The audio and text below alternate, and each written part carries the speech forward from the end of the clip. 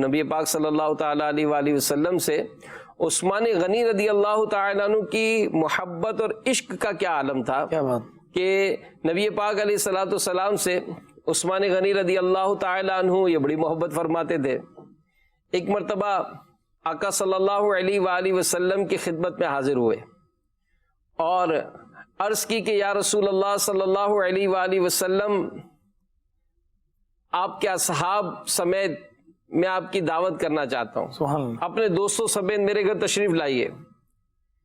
تو سرکار علیہ الصلوۃ والسلام کا یہ بڑا خوبصورت وصف ہے کہ سرکار دعوت قبول فرمایا کرتے تھے، کیا بات اور یہ نہیں کہ عثمان غنی کی عام صحابہ کے گھر بھی تشریف لے جایا کرتے تھے۔ تو صحابہ کرام سمیت عثمان غنی رضی اللہ عنہ کے گھر کی طرف روانہ ہوئے۔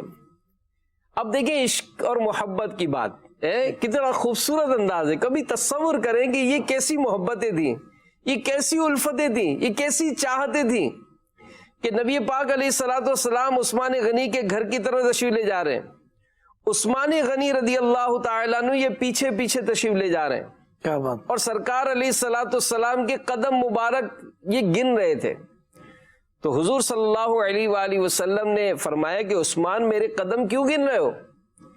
تو حضرت سیدنا عثمان غنی رضی اللہ عنہ نے عرض کی یا رسول اللہ صلی اللہ علیہ وآلہ وسلم، میرے ماں باپ آپ پر قربان ہوں، کیا بات سبحان میں چاہتا ہوں کہ آپ صلی اللہ علیہ وآلہ وسلم کی تعظیم و توقیر کی خاطر آپ کے ہر قدم کے بدلے ایک ایک غلام آزاد کروں۔ سبحان اللہ۔ چنانچہ سیدنا عثمان غنی رضی اللہ عنہ کے گھر تک حضور علیہ الصلوۃ والسلام کے جس قدر قدم مبارک لگے آپ نے اسی قدر غلام آزاد کیے۔ سبحان اللہ۔ تو یہ عثمان غنی رضی اللہ تعالیٰ عنہ کے عشق رسول کا عالم تھا۔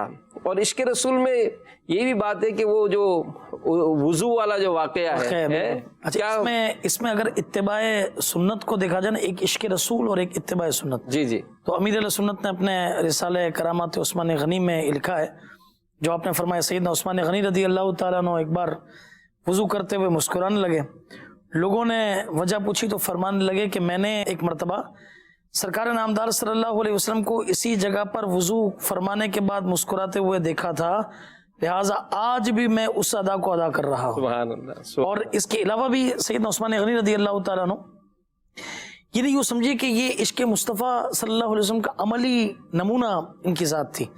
ایک مرتبہ مسجد کے دروازے پر بیٹھ کر بکری کی دستی کا گوشت منگوایا اور کھایا، پھر بغیر تازہ وضو کیے نماز ادا کی، پھر فرمایا کہ رسول اللہ صلی اللہ علیہ وسلم نے